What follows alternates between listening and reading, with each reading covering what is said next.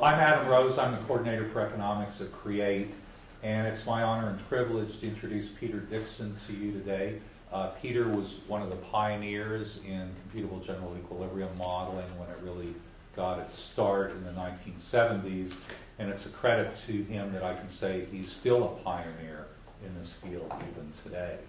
And not only does he do path-breaking work on the conceptual side, but Peter's work is very policy relevant, which a lot of economists can't say this day and age, and I think something he's especially proud of. Peter has been an advisor to the Australian government for 40 years. Most recently, he has been a major advisor to the US government for departments like Commerce, Agriculture, I believe Treasury, the International Trade Commission, and the Department of Homeland Security.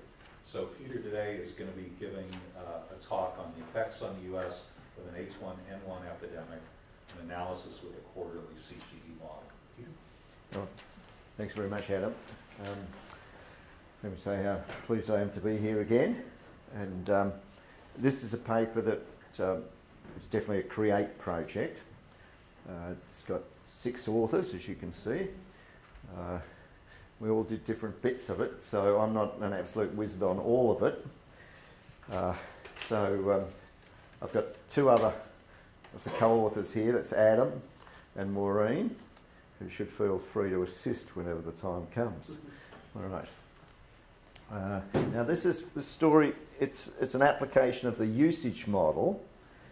Usage is US applied general equilibrium model, which was it's been built as a cooperative venture between the US International Trade Commission and Maureen's and my home institution, which is the Centre of Policy Studies at Monash University.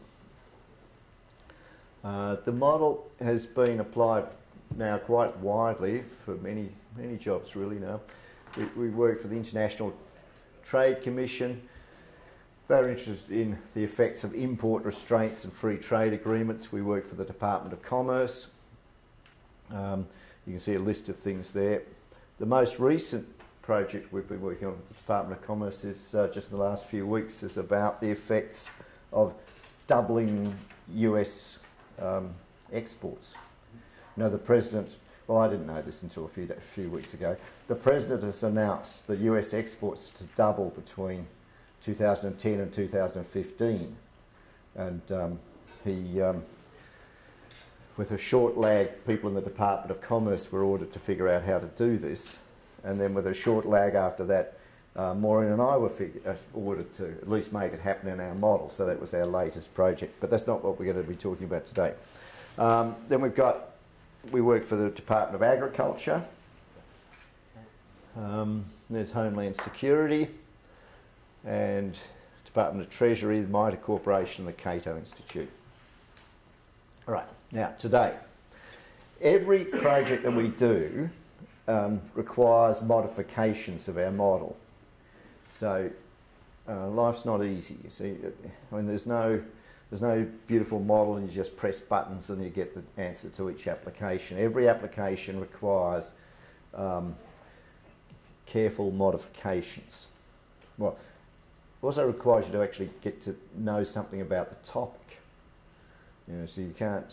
So and that's where I always struggling. You know, we move from topic to topic to topic, but you always have to get some sort of background on the topic and modify the model. Now, for this project, the modifications were that we made the model quarterly rather than annual, and that's because we're looking at a flu epidemic, and the effects are really concentrated in, say, a 3-month period or a 6-month period, that sort of thing. And the effects of a cessation of tourism or closing down baseball games or whatever it is, the effects of doing that in a concentrated way in over 3 months is quite different from the effects of doing it in a spread out kind of way over a year. So we wanted to get the quarterly thing right. We also had to figure out how to allow for excess capacity.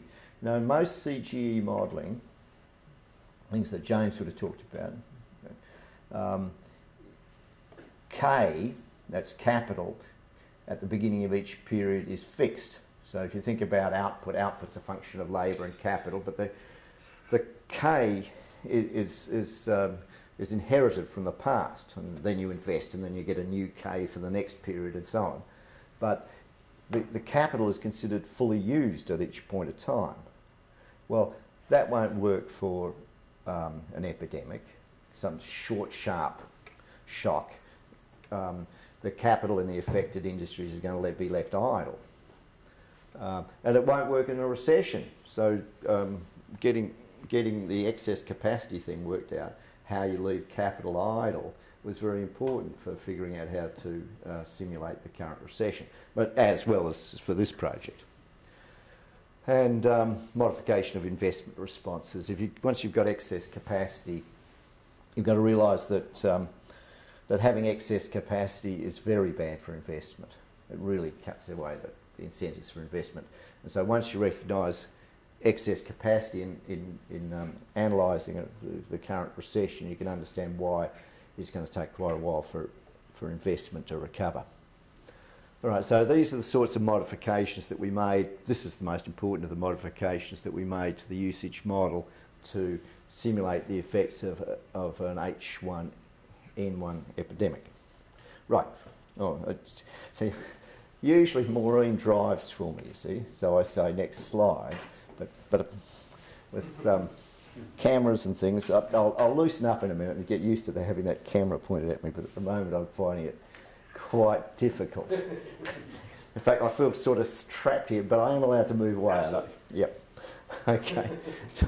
So I'm hoping to forget about it very soon. In fact, I'm going to force myself to forget about it right now. All right, here we go. Here's our H1N1 epidemic. Right, it lasts for 7 quarters. But 97% of the infections are in the 3rd and 4th quarter, which we took to be quarter 1 and quarter 2 of 2010. This whole project started in the middle of 2009. Okay, so that's when it was thought that the United States might be facing a much more serious epidemic than fortunately happened. I mean, people were talking in terms of what happened in 1957 when 70,000 Americans died, and in 1968 when another 34,000 died, and so on. Okay, so it looked, thinking about it, in the middle of 2009, yeah, it's your summer of 2009, it looked like the winter of 2009-10 might be really bad. Okay, so that's when this project was conceived. And we worked with Josh Epstein, who at the time was at the Brookings Institution, and he is in the business of making scenarios of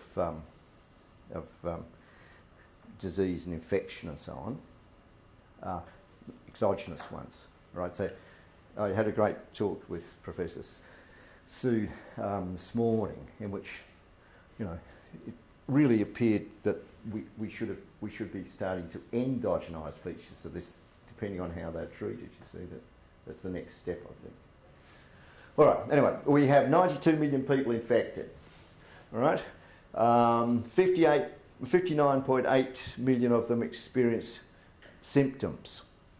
So that's Epstein tells us those things. He told us all of that. Then we go to Molinari et al. There's a paper, there's a nice formal paper with all these references in it, who looked at the experience of, who had estimates of what would happen if 59.8 million people were infected. Half of them would, what's the relationship? Can you remember? No, yes, we did the breakdown of the millions. Yeah, well, what Molinari did the, how much? Oh, yeah, Molinari did these numbers here, yeah. Right? And Reed et al. Did these numbers, right? So we'd had 3 million people infected with H1N1 earlier in 2009, right? And Reed et al. Figured out what proportions of these 3 million people did all these things. So half of them just went to the pharmacist, all right, and then another half went to the doctor, and these are the costs here of these various activities, and then there's 254,000 of them went to the hospital, and that cost $18,000 per person, but they recovered.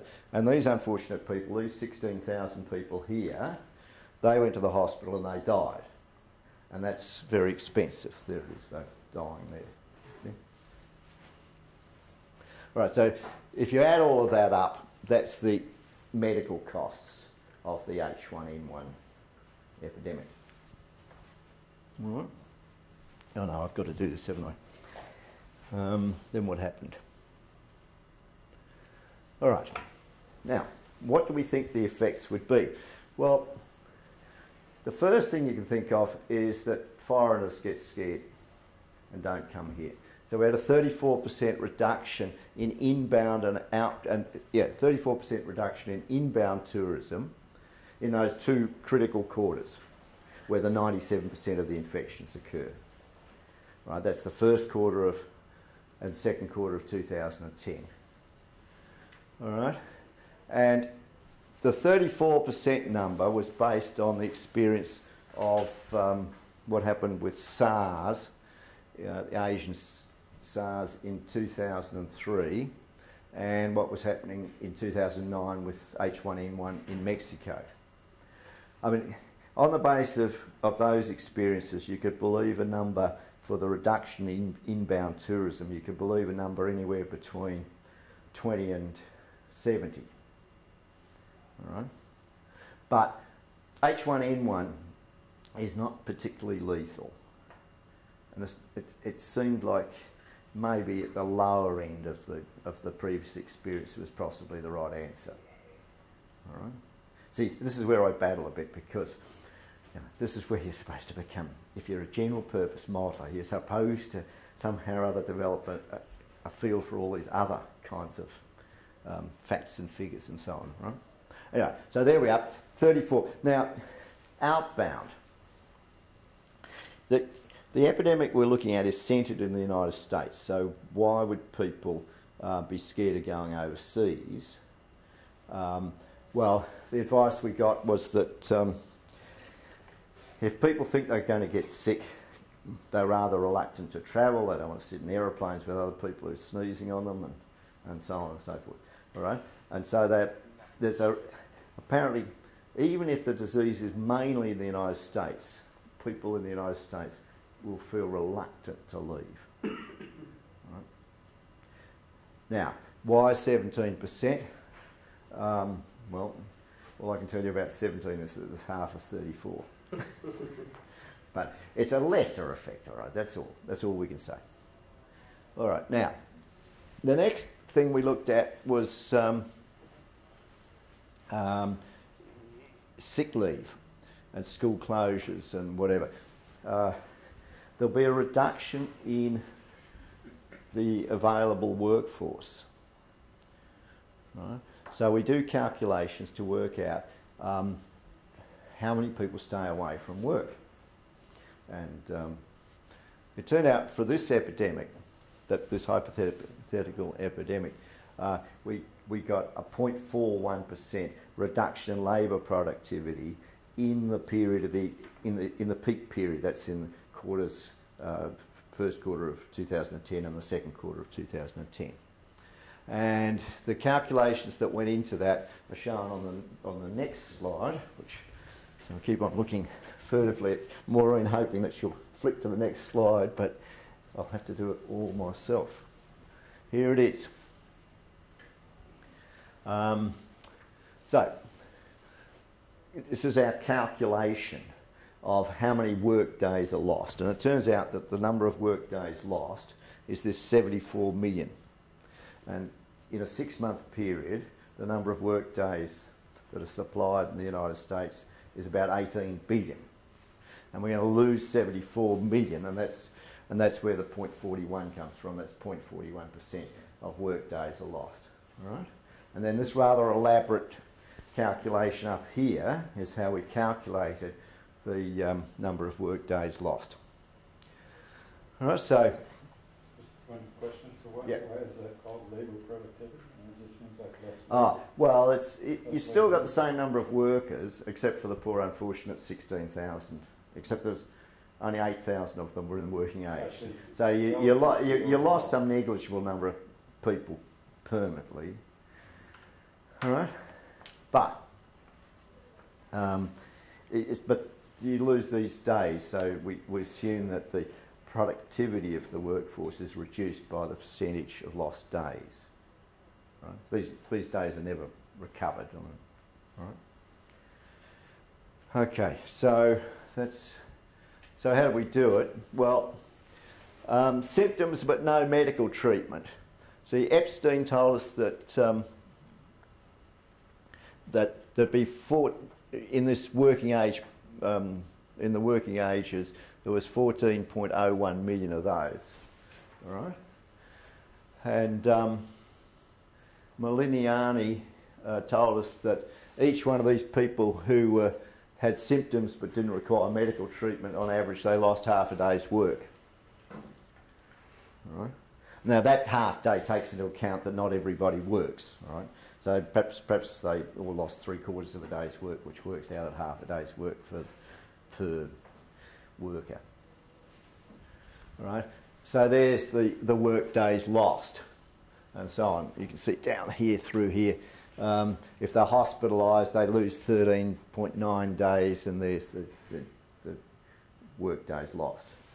And then if they're young people, 0 to 17, then these numbers are the people who are in these various categories: symptoms but no medical treatment without hospitalisation, and hospitalised and so on. That's these numbers here.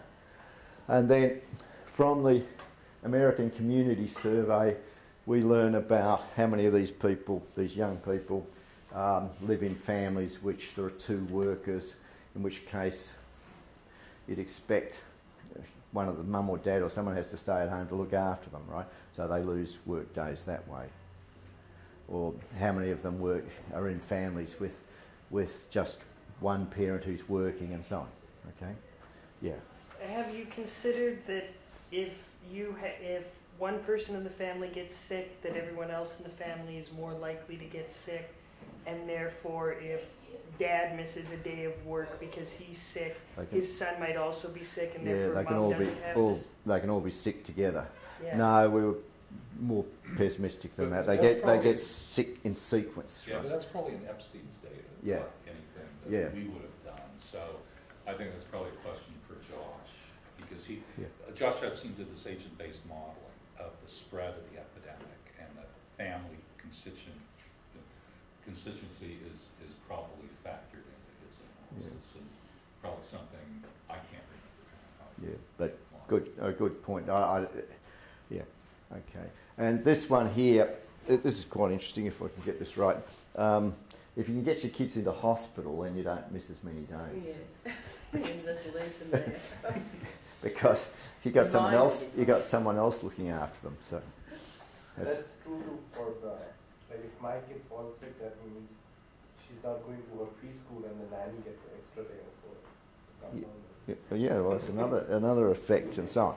Anyway, one way or another, we added all of that up and we get 74 million days, work days are lost, which, as I said, is 0.41% of the total labour input.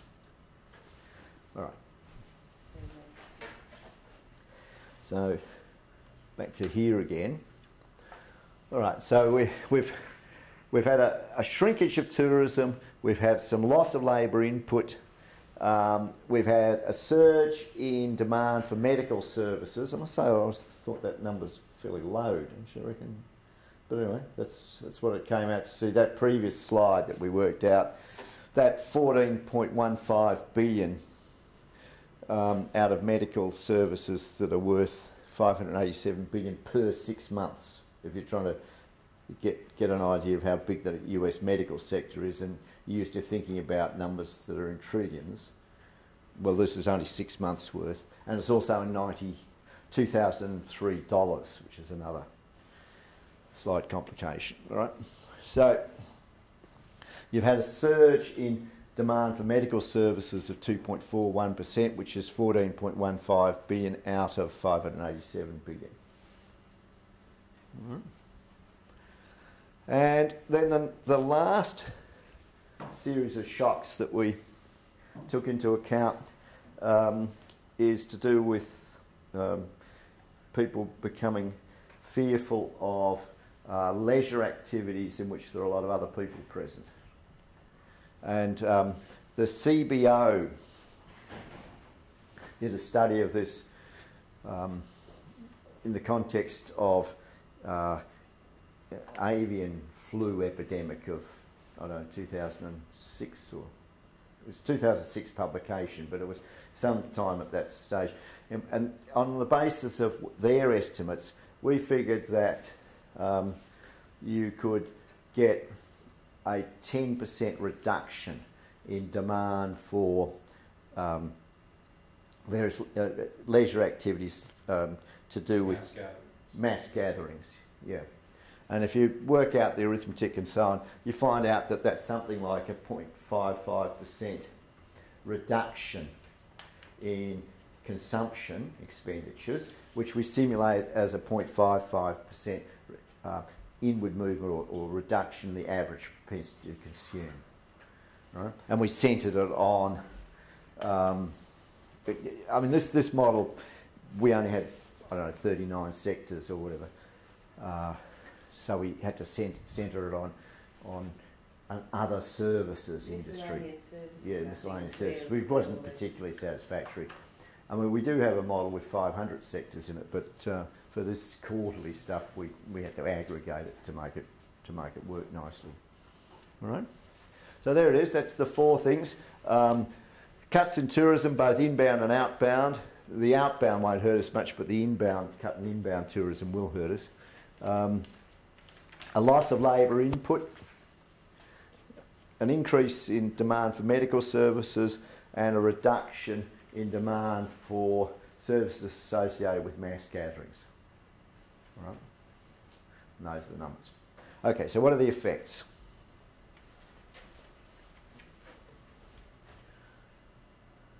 No, wrong way. No, it's the wrong way. It was the right way, yeah. Right way. The right way. There we are. Well, that's the first effect. We get a loss of employment and GDP in quarter one and quarter two of 2010 of about 2%, 2.5%. You might wonder, well, why a bigger reduction in GDP than in employment? Well, that's to do with the reduction in productivity. Okay, see, the people who got sick and took a day off or 13 days off or whatever it is, they're still employed. They didn't lose their jobs, but they didn't produce anything either while they were sick. So there is a reduction in productivity, and that shows up in the difference between the employment and the GDP numbers. Now you might also ask, well, you know, is that the right order of magnitude? Is 2% the right number, or is that way off? Well, it turns out that we'll show this in a moment, there's only shocks 1 and 4 that really matter. Shock 1 was the reduction in tourism, and shock 4 was the reduction in demand for leisure activities. It's only those demand side shocks that really matter as far as the macroeconomic effects go. And shock 1, if you do the arithmetic on shock 1 directly reduced demand by something of the order of 0.5% of GDP. I mean, you can work that out, that 34% of inbound tourism is about 0.5% of GDP. And shock 4, shock 4 was also worth a bit less than 0.5% of GDP. Anyway, those two shocks together directly impact GDP by something like about 0.85, 0.9% of GDP.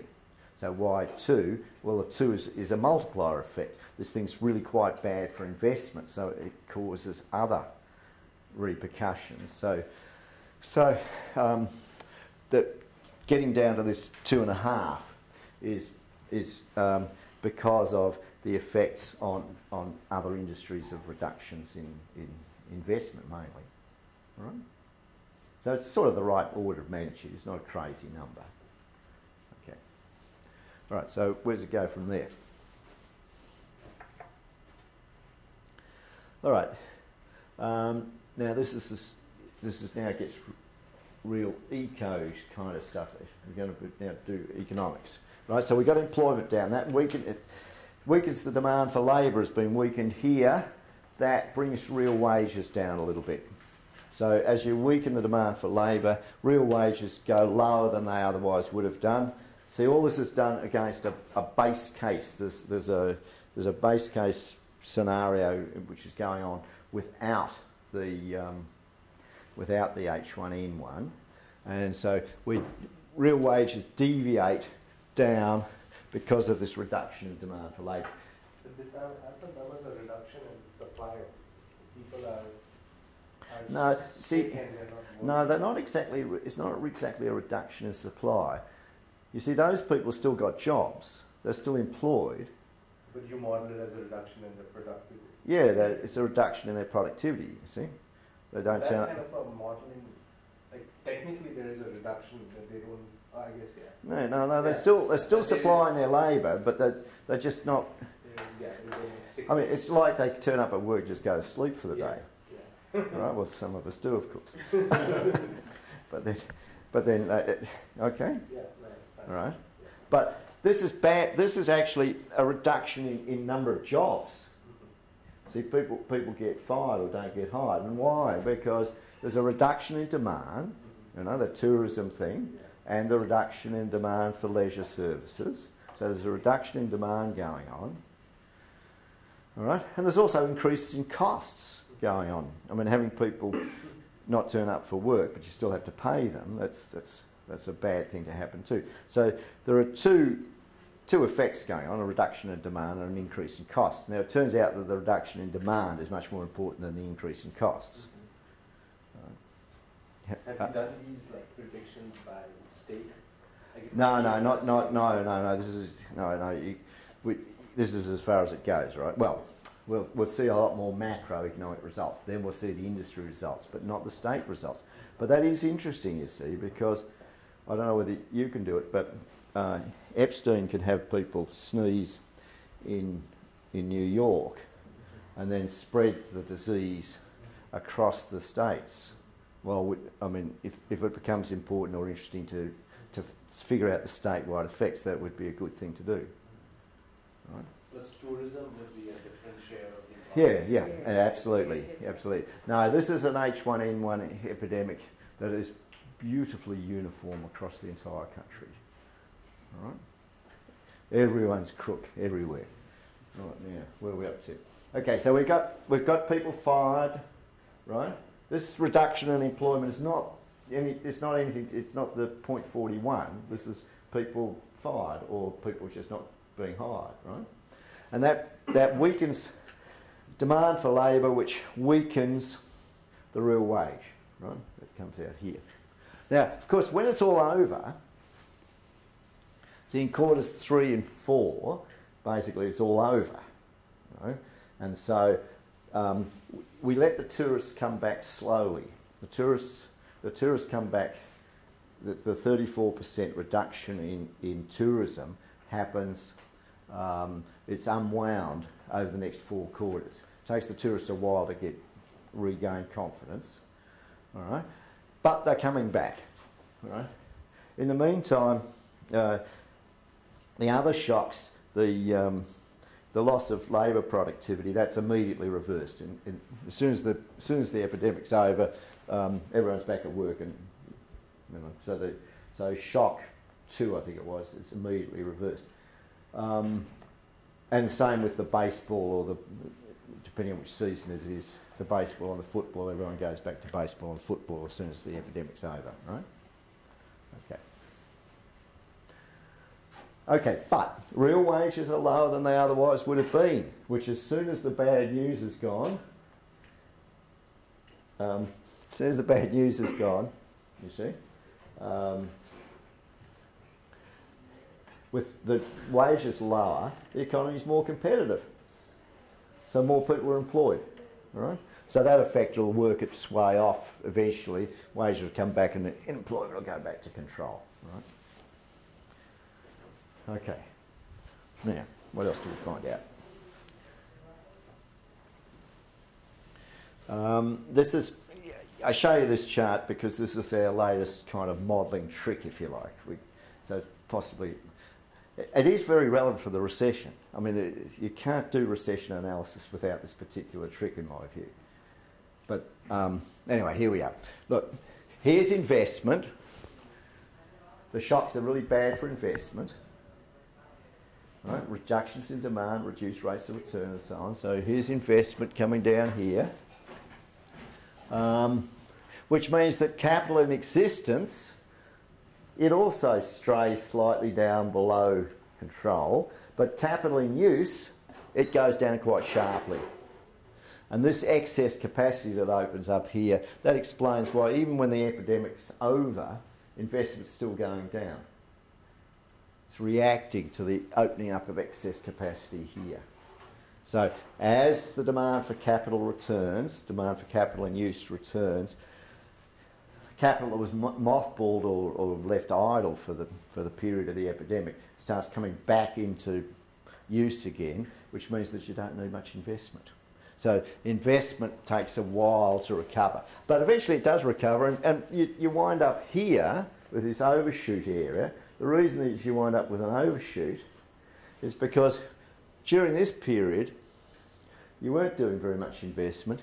Capital in existence was coming down, so you wind up with a bit of a shortage of capital out here. So investment shoots through, right? Which is a temporary phenomenon. So the second year, the year after the epidemic, is actually quite a good year for the economy. There we go. How do you model the excess capacity? Like the model basically says you cannot disinvest. Like how does it? Well, how do you model it? Yes, I was hoping someone would ask that. You see, but I mustn't get derailed into a long discussion of this. But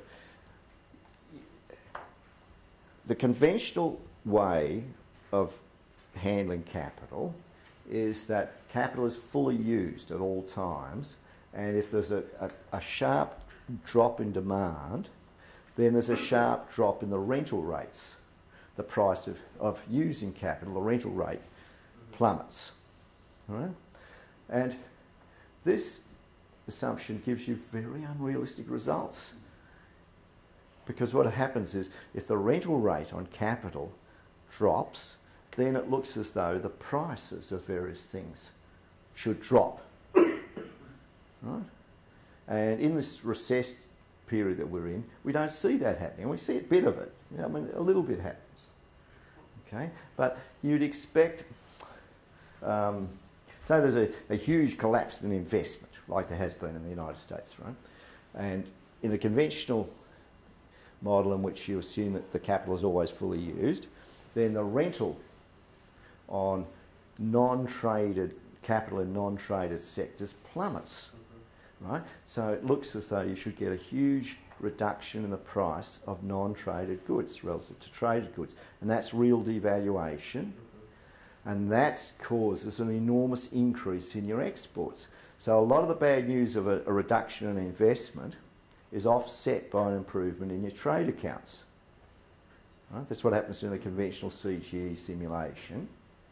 But nothing like that is actually happening in the United States. So nothing like that seems like a good idea to. Okay, so what you do is you recognise that when there's a sharp drop in capital, the rental rates don't. They adjust in a sticky way. Same as wages adjust in a sticky way. If there's a sharp reduction in the demand for labour, wages don't crash. What happens is they start edging down, just as I showed you in one of those earlier diagrams. Well, we adopt the same sort of assumption for capital, right? Okay, so then, just as you get unemployed labour, you get unemployed capital. The whole thing starts looking very symmetric. And once you do that, then you can start understanding how the recession works. Or, in this case, how what would be likely to happen if there's a sharp drop in the demand for the facilities of leisure centres or whatever it is, right? Or tourism. You know, hotels will discount a bit, but they won't. You know, the prices won't go down nearly as sharply as is predicted by a CGE model with full capacity utilisation assumption. Right. Now, what's next? I'll go back to my original question. Yeah. No, Have you look, done anything no. to look at other epidemics? No, early days, okay? I'd love to, all right? But I haven't done it. The other question is, did you do any sensitivity analysis so we know some idea of how good these numbers are? Yeah, there's plenty of sensitivity analysis to come, all right? So we'll see some sensitivity analysis of a pretty meaningful sort. I mean, what we do is we had, I don't know whether you caught the first bit, we have 4 sets of shocks, all right, and we work out the impact of each shock separately, and the, you know, the world according to us CGE modelers is pretty linear actually, all right, so if you want to double our shocks or halve our shocks, you can tell pretty much what the effects would be, all right. Okay, so that's the sense in which we do the sensitivity analysis. But the idea of actually going and having a look at exactly how the economy reacted to the 1957 and I think it was 1968, wasn't it? I'm just trying to get one up. It's all right. You call it 1970. But the idea of doing looking at the previous epidemics and seeing if the economy reacted to anything like this, it's not an easy thing to do because, of course, these are deviations from what otherwise would have happened, and it's always very difficult to figure out what otherwise would have happened. But it'd be a worthwhile project. Very good. Then you have some real data. Well, yeah, but... Right, but then you've got to have a model for the 57 yeah. economy. But then why should I look at this 68. one any better than the model you do? I mean, I don't understand this. If you're going to have one model Just of an divide. epidemic, and Well, you no. say, well, you need another model, then why should I believe this? No, well, because... I'll tell you why you should... I'm not trying to be difficult, I just don't No, understand. but you should let me answer the questions, right? Sure. Right. Well, the reason... Look, we need to have some idea of what an epidemic would be likely to do to the economy. I mean, is it going to kill the economy to the extent of 20%, or is it 2% like I'm saying, or whatever, right? Okay, so you need some common sense way of manipulating the numbers. Now, what are the common sense inputs that we've used? All right. Well, we've looked at what is reasonable to assume about inbound tourism. Okay?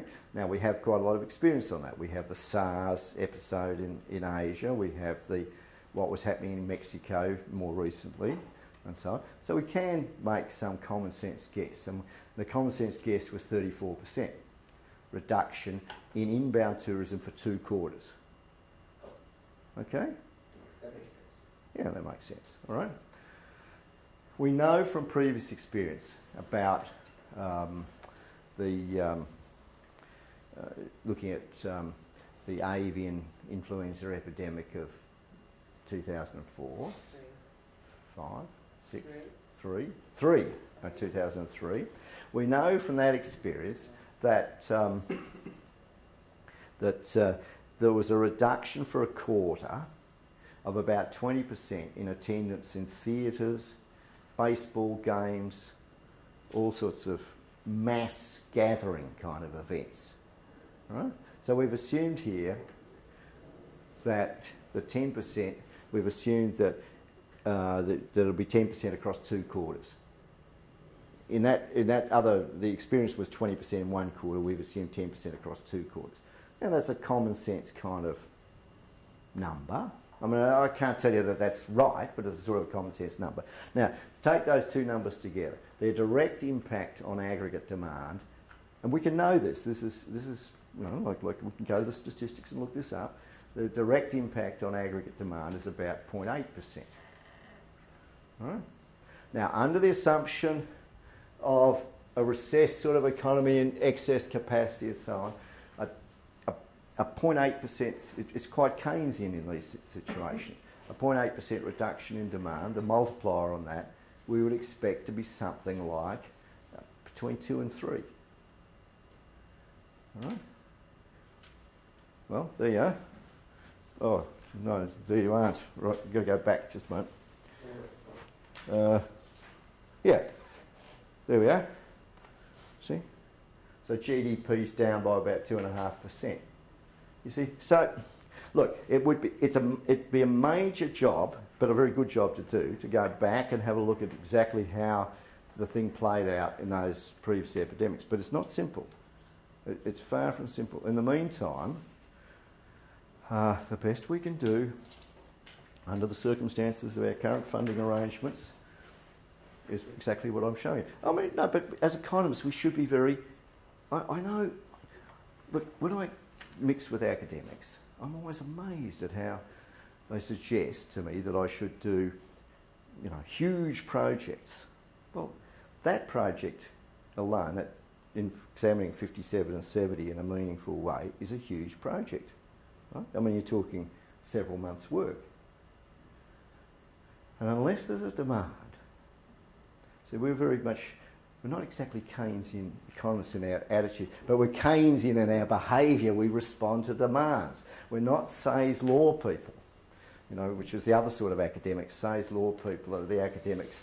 They try to build, you know, invent something and hope that, create a supply and hope that the demand will follow. We're very much in the business of doing what we can do with our budget. And this is what we've done. And I think, you know, this says to me, look, this is the right order of magnitude, right? Yep. Now, moving right along. Right now, where are we up to? I don't think I'll do that. That's yeah. I'll get to the sensitivity analysis, right? So here what we do is we do the first shock.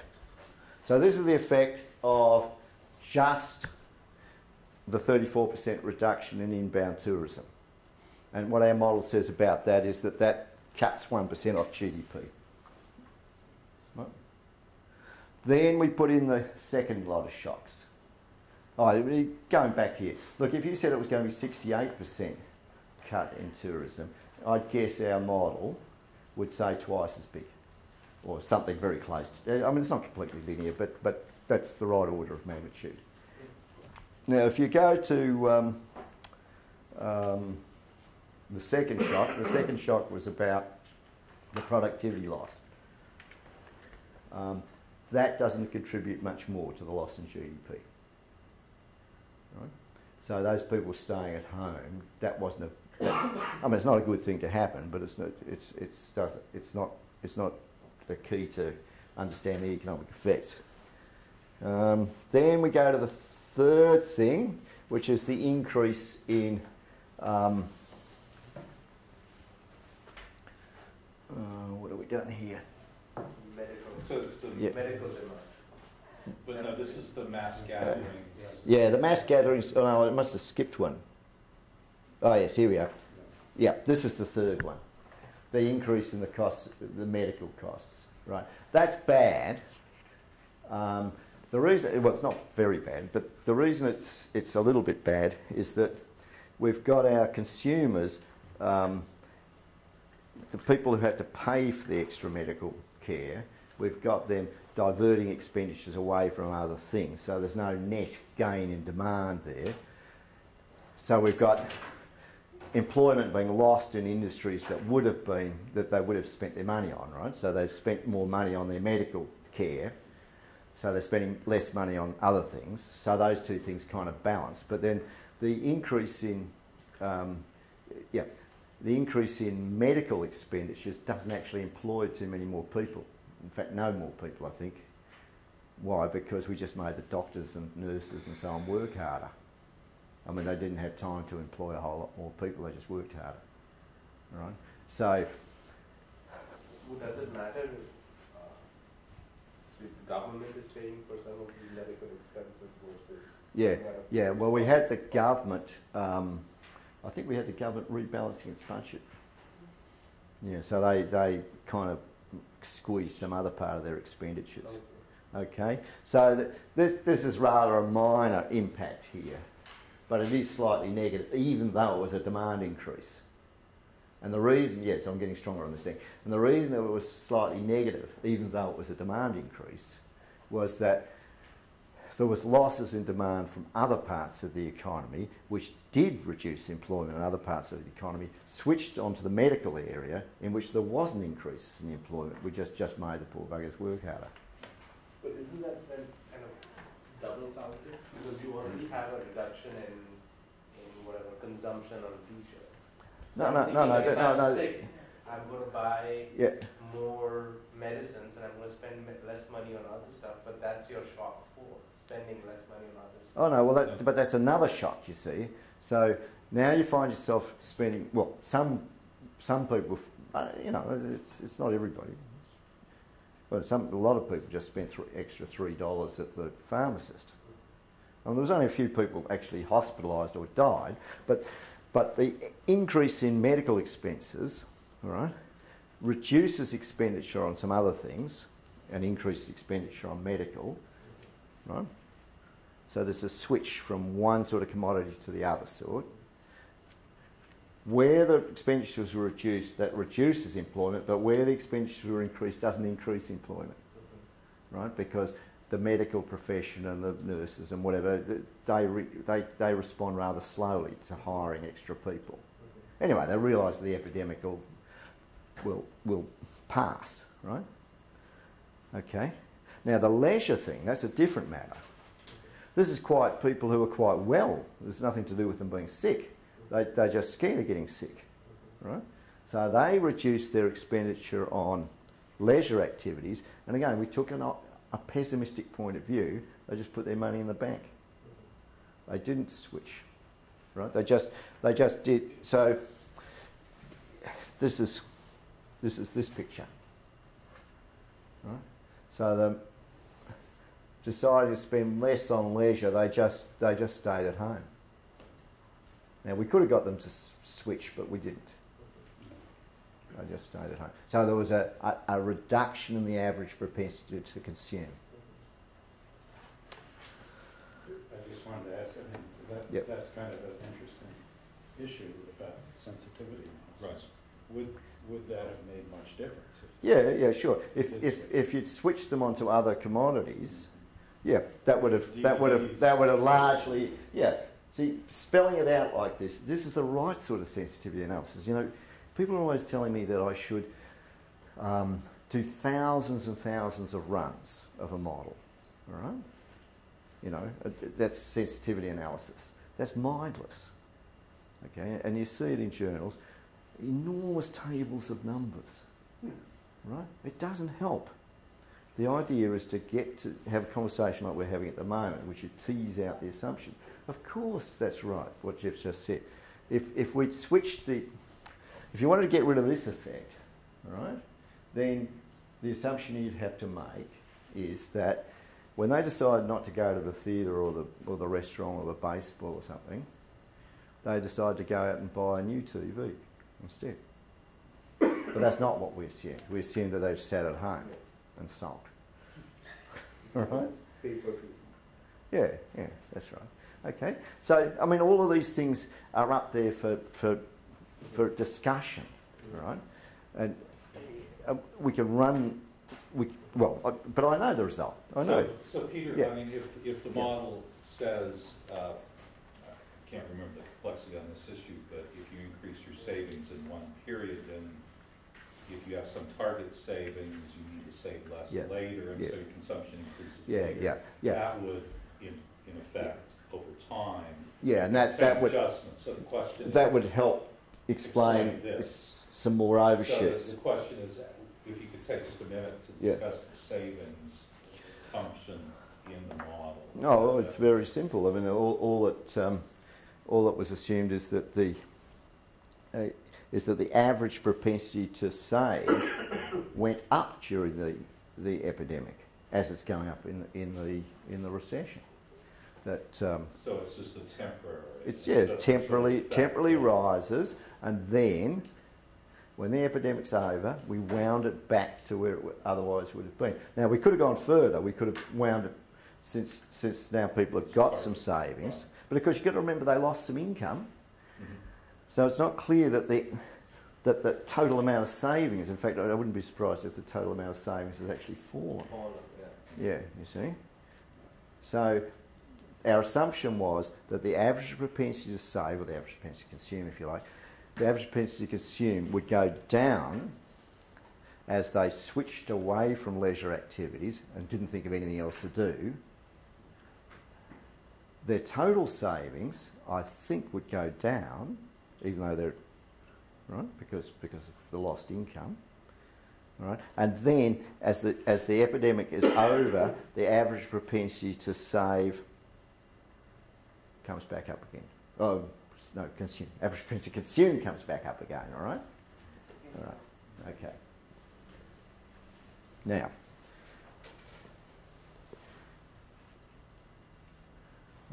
where do we go to from here? Oh yeah. Now here are some results for industries. These are all fairly obvious, right?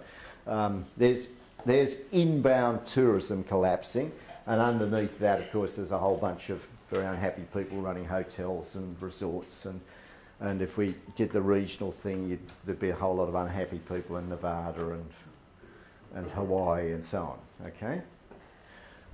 Outbound tourism, that's a strange industry in our model. I don't know why we bothered to put that one there. It's an industry in the United States that gathers airline services and non-comparable imports. Right? So non-comparable imports being what Americans buy when they go overseas. Right? So they buy hotel services and tours and so on and so forth. So that industry goes quite badly. Miscellaneous services, that was the one. And it would be nice to go into a lot more depth in this thing, right? But again, there's got to be a demand for this, right? If the Homeland Security wants to know about this, they're going to have to pay. And look, I'm not ashamed to say that here. I mean, I just get sick of it, that they want to know these things for nothing. Well, basically, this is really, really hard work. You know, this takes weeks to sort this stuff out, right? Anyway, but it is, of course, possible to know a lot more about it. Anyway, there's some horrible little industry called miscellaneous services, which includes all those things, all those leisure activities, but there's 500 industries in our database, so we could know a lot more about it than that. Right, and here's your medical one up there. And so the outbound tourism effect is going to capture that. If these people don't leave the US, they spend more money in the US. No, if they will eventually, all right. But during the epidemic, they just stayed there. But of course, most of that money they were going to spend on foreign things anyway, so it doesn't have a very big demand-reducing effect. All right. It's sort of the odd way the model handles. Yeah. No, I nearly relaxed again. Sorry. Yeah, we no. can't turn the temperature down. No, I'm stuck with this coat. I'm going to struggle through. No, yeah. Just out of curiosity, is the multiplier for medical services kind of large? Multiplier from medical services. As compared to other sectors. No, I think it's kind of lower. The reason it's kind of lower is that when you increase demand for medical services, you don't actually increase employment directly. Right? Well, you will eventually, but in the sort of short time frame here, as I said, we just extended their already long working hours. Right? So. And by relativity to tourism. Yeah, well, with tourism, you'd think the multipliers would be bigger, right? Because there's a lot of casual employment coming in and out, and people spending a lot of spending all their income, and poor people working in tourism and whatever, right? Okay, yeah. Yes, sir. You've answered my question actually, now that I see. You say it's roughly linear, the effect of any of the changes. Yeah. You don't have to, if you believe that, then sensitivity analysis is irrelevant because you could just you've gotten the slope from doing in some sense one thing. Yeah, yeah. And I looked ahead and the effects are small in general with some provisos. And that's what's important. All the people who want to know which service is going to be affected, that they don't want to pay for, they could just say, well, it's roughly the same as all the services. Now that won't be true, but it's not a bad place to start. No, it's not a bad place to start, right? But for some reason or other, policy people love huge amounts of detail. They love seeing it, but they don't love paying for it. Look, all like that. Yeah. All of us want something for nothing. Yeah. All right. Well, all I've said in a fairly emotional way is that I won't give you something for nothing. You can't. Well, no, actually, in my position, I can't. But in one of the weaknesses of, I'm getting off the topic altogether, but one of the problems with academic research is there are a lot of people who are willing to do something for nothing. And that's because they're only interested in academic publication. So they're out there slaving away for nothing. Now, you wouldn't do something for nothing, would you? No, I hope not. No, they're slaving away for what their own rewards. Right. Yeah, the reward is academic publication. No, the reward is prestige and power. Prestige and power, that's right. Okay. Publishing doesn't. Hey, Peter, just let me mention, we've got 10 more minutes. Right. So and then we'll open it up for questions and actually maybe even people want to get coffee and a cookie. Yeah, 10 minutes. 10 minutes is 10 minutes is good. I think I can. All right. Now I just run through these things here. This is, look, bad for construction. That's to do with investment. Bad for all these industries that feed into investment. You remember, investment looked pretty sick. Eventually, it gets to be quite good for anybody who is doing traded goods. All right, because you remember the real wage went rather low. So when all the bad news is gone, except it takes a while for the bad news about tourism to disappear.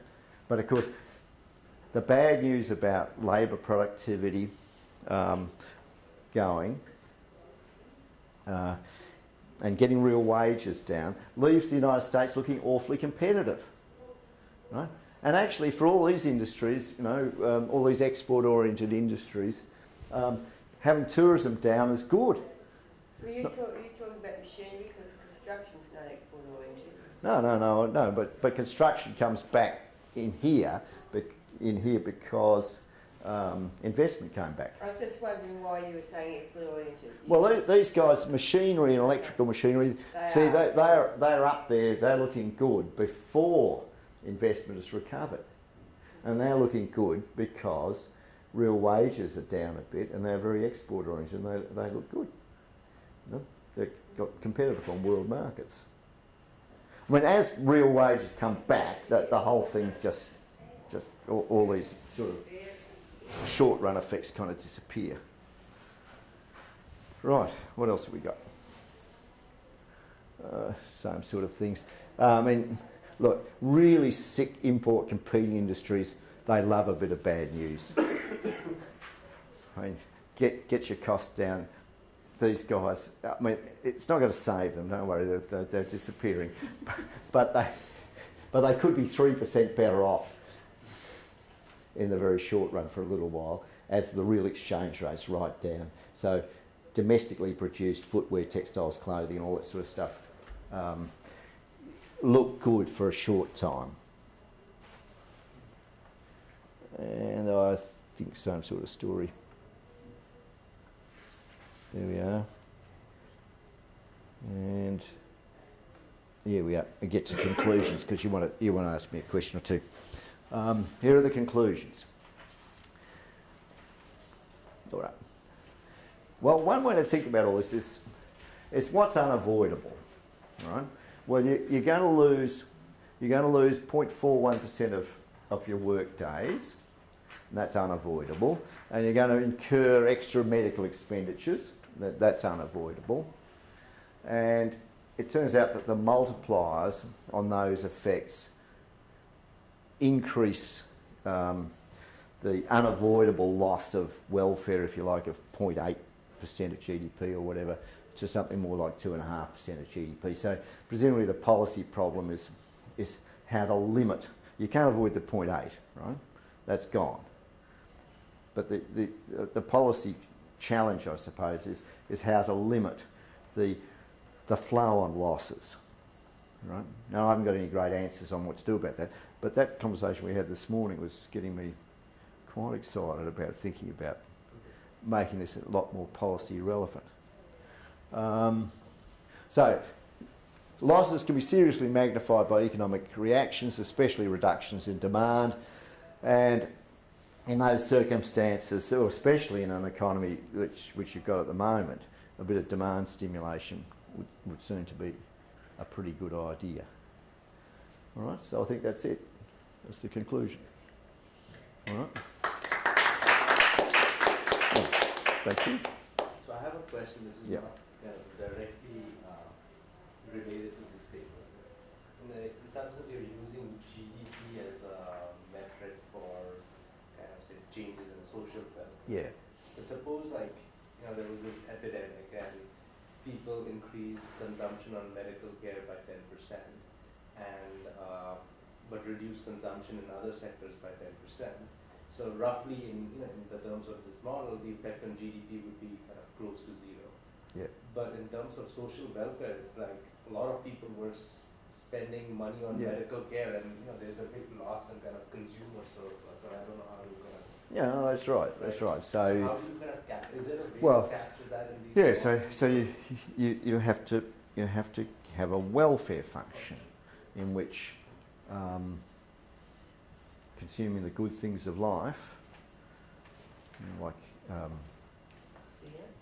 Yeah, well, I was thinking. Well, all I could think of was beer and cigarettes so far, but presumably, which we're still allowed to consume beer, but we're not allowed to consume cigarettes anymore. But anyway, consuming the good things of life, whatever they might be, should be part of your welfare function, and spending money on saving your life from flu shouldn't be, all right?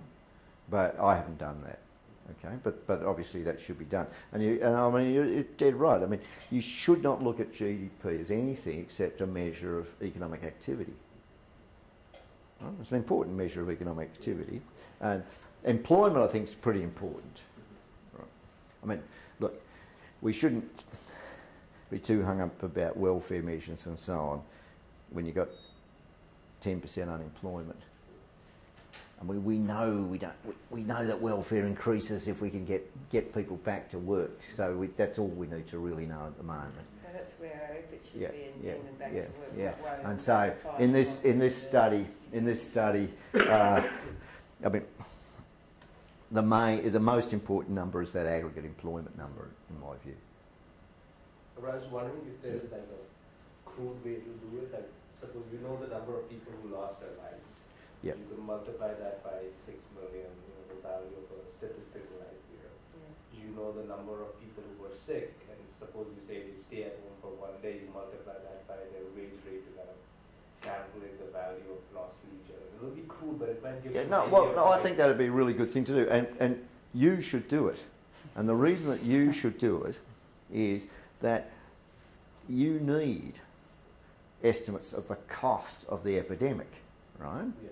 Because for your work, what you need, I think, is say, look, this epidemic, I've added up the dead people and I've done this, that and the other, and you could use us as well, like this loss of output and so on, jobs, and I mean, add it all up to some big number, this epidemic, with the current way of dishing out flu vaccines, right, will cost 44 billion.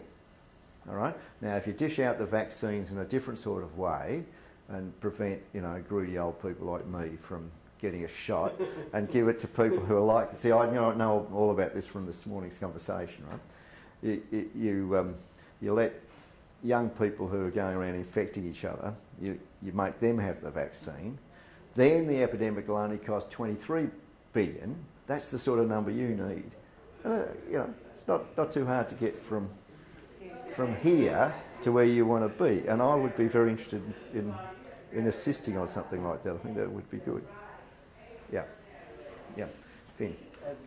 This question of productivity loss. Yeah. So I'm not sure whether you assumed that productivity couldn't then be recouped at a later stage or not.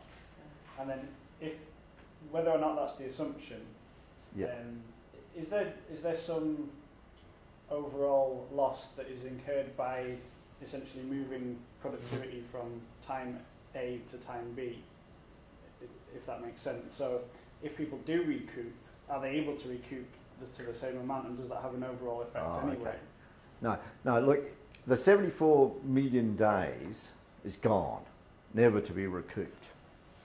All right? Is that an assumption, or is that... Yeah, that's an assumption.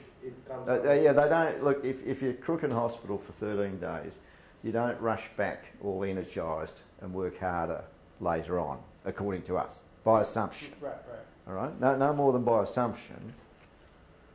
Okay. The overshooting and all that was a different issue. That's a macroeconomic issue. It was that people getting fired in the earlier period caused wages to be lower in the later period, and that allowed there to be more jobs when the bad news shocks went away. That was that sort of argument. Right, but the idea of people making up their time, that isn't in there. Yeah. I was just wondering if you looked at all that if people did make up their time, was that still an overall loss, or does it basically balance out? Well, if they did make up their time, that would be good in the second period. You get a productivity increase later on. But I mean, if you believe the sort of sensitivity analysis stuff that I looked at, it doesn't really matter very much. Okay, the S2 shock was not very important. But I mean, it's a good point. But I doubt whether it's quantitatively a very important point. Yeah, Jeff. I just wondered, so, I mean, all these flu epidemics, of course, aren't just in one nation. And would it be, I mean, we're not asking you to, we're not employing you don't want another blast on 100 country model. But would the intuition be that it really would be just compounding basically the same problem, that it would be really through tourism or more broadly travel, exchange of goods and services, shipping, that kind of stuff maybe. Yeah. But the one thing that would seem a little maybe where there might not be just like that would be this interesting thing about the industries that we're not competitive in, or the real wage effect and that having. Would that be cancelled out? Well, yes. So you'd add if you just had a one country model, but you thought the epidemic was everywhere, then you'd want to add a bunch of shocks, which would be moving the foreign demand curves for US exports, moving them in. I think so. If you thought that something like that was going to happen all over the world, well then you've got GDP falling everywhere. And so you should move the export demand curves in. Now, I mean, there is a mechanism, the GTAP model, I think, could be set up to do that very thing. You know about GTAP? This is this thing that's run out of Purdue, using, I might proudly say, exactly our technology. You know, our people. And our people and whatever, right? Okay. If you had the world model going, you'd probably then go the extra step and realise that the southern hemisphere flu was hitting in a different period than the northern hemisphere. Right, be a little different. Yeah. So I think McKibben did run an epidemic in another Australian. They're all over the place, Australians, except in Australia. Can't keep them at home. Can't keep them at home. So, McKibben ran his thing in a world context. But he had it in. He didn't get this quarterly thing right, in my view. But it's a pretty good paper, and it's if we had the our paper somewhere, the reference to whatever McKibben did is there. We'll leave it with Adam. Well, it's Adam's paper too. Adam's implicated, even though Adam seems to have disappeared. Yeah. Yeah. Okay. Right. Anything else? Yes. Yeah. I'm curious in how modeling the medical expenditures and the capacity. Because I think there are some behavior changes of people when they're spending in the very beginning of the epidemic. Yeah. For example, when the SARS happened in China, people rushed out to buy masks and vinegars, and they store them in the house. But there are not many masks and vinegars in the market, so actually there is some shortage of the capacity in certain industries, and also there's some excess capacity in other industries like entertainment or such things. Yeah. So I'm not sure Okay. whether this behavior is important. No, well, it might be. It might be. It's not incorporated here. All that we had an industry called medical services, and all we did was increase household demand for it by 2.41%, and then we assumed that this increase in demand could be met by increasing the work hours of the it's a very labour-intensive industry, and we just assumed that the doctors and nurses and other paramedics and so on could all work harder. So that's all that happened. But there was no attempt to figure out whether there was some other commodities like, that's a pretty interesting sort of set of points. So there's commodity like masks or whatever. What was the other thing you mentioned? The vinegar. Oh, vinegar. Yeah, they're saying if you put the vinegar in the house, and it will help to prevent the virus. Oh. Kind of a bleach. Yeah. Kind of Oh, bleach. okay. That's well. In terms of bleaching surfaces. Yeah. Fine. So to get back to the, we could, if there was a need for it and a demand for it, we could look at some previous epidemics and decide that yes, it mightn't be vinegar, it might be something else, and we could simulate the effect of an upsurge in demand for some particular commodities where there was a big shortage. Yeah, but it hasn't been done here. So if someone would like to do it, that'll be good. Yeah. Yeah, I'm actually from Hong Kong, and actually I want to ask a question on your loser productivity. You said that it's not replaceable. I was just wondering, when you did the measurement for the loser productivity, did you measure it based on the productivity in the U.S., or did you base it on the overseas productivity? Oh, it's in US. I mean, what it is it's just this. I'm not sure that I really got your question, but I'll come back to it. Right. It's just this chart. Oh, this one. Is that it? Yep. Yeah. It's just this calculation of when people get H1N1, they feel a bit sick. They stay away for half a day or whatever they do, or they go to hospital or whatever. So all of this was worked out on the basis of some previous epidemic, and the references of these people here, right? So it seems like we've confused people a bit by calling it a loss of productivity, but what we were trying to get at is the idea that you still have your 150 million workers producing their 18 billion days work for a 6-month period, right? But then they find themselves off work for 74 million days. And that's the loss, that's the sense in which you've got a loss of productivity. Right? that they put in 74 million days less. So, but they're implicitly producing less then. That's right. Yeah. Even though they're employed, they're producing Yes. less. Oh, yes. So Yes. that's So that's why it's a loss of productivity, right? So you've got 8. Well, I won't do all the numbers again, but they're still employed. They just don't show up for work that much.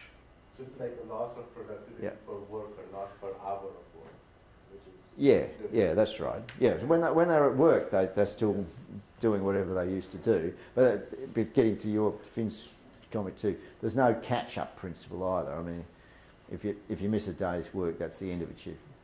The economy has lost a day of your work. I think another kind of interesting thing about this paper is that the first 3 shocks, they are kind of probably the second and the third shock are kind of real shocks that that people when they fall sick they don't go to work and they consume more medical care.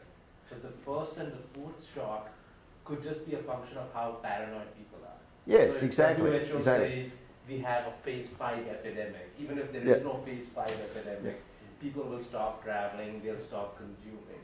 So it's kind of interesting that the virtual effects of just the scare are potentially bigger than the actual effects of people. Yeah, and that's what I was trying to get at with in the conclusions was that the unavoidable costs of the epidemic are really quite small. They get magnified by this sort of stuff, which is the fear effect. Right. But every time I say something that I was just passing through that I would have thought that I was trying to, that Adam would have chimed in on, he's gone.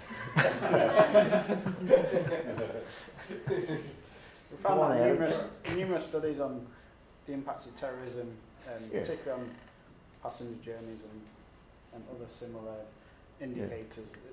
It's this fear or change in risk perception, or however you want to frame it, is often as powerful, if not more so, than the initial kind of unavoidable issues. And that's empirical data, not. Yeah, Adam, you're back, Adam. I was just going to go get a cookie, but go ahead. Now, Adam, what we've just been talking about is this idea that the big problems are here and here, which is sort of the magnification of the whole. See, the avoidable bits. These bits here are the kind of. They're the bits you can't avoid. I mean, that's given to you by nature, right? But I mean, you have all sorts of words to describe this sort of stuff, don't you? I mean, this is the right. Well, what you have is a fear factor that has a lot to do with both S1 and S4, and that makes for a major public policy concern. In that, if you can reduce, people should be prudent in their reaction, but most people overreact in a case like this. So there's probably more cessation of tourism, more avoidance behavior than is necessary, and so that could reduce the impacts. Even some of the sick leave and school closures, when they say people are symptomatic, we probably should press Josh to pin down whether this was symptomatic with the disease or people imagining they have it. So some of those numbers could be exaggerated too. So there's even a little bit of a fear factor affecting 2 and 3 potential, because some people are going to stay home with their child if their child's temperature went up 1/10 of 1 degree. Just again overreacting, where the child may not really have the disease at all. So okay. All right. Any more, or are we having cookies or whatever? I think it's cookie time, but I would suggest that if you've got some individual questions you would like to meet Professor Dixon, use this as an opportunity to do so. He'll be around for another 10 or 15 minutes. And we have another one of our co-authors here, Maureen Rimmer, who works closely with Peter, distinguished in her own right, who's visiting with us too. And we pointed out to the audience, if they'd like the paper, they can probably get it from you, of course. Yes, right, and it's going to be published not too distant future. Well, very very soon, if we can get Epstein to to give us the reference. Yeah, we'll work on that. I can't remember. I've sent him another email today asking him to make suggestions by close of play tomorrow. Otherwise, it goes back to the journal tomorrow. Back to the journal tomorrow night. Yeah, because all the journal wants is there's a sentence that they don't like Journal of Homeland Security. with the active voice. They want the passive voice, or the other way around. No, but it's all they want right. the active Whichever, whatever they want, we can do it. All right. Well, thank you very much, Yeah. everyone, for coming, and we very much enjoyed the presentation. Right. Well, thank you. Thank you.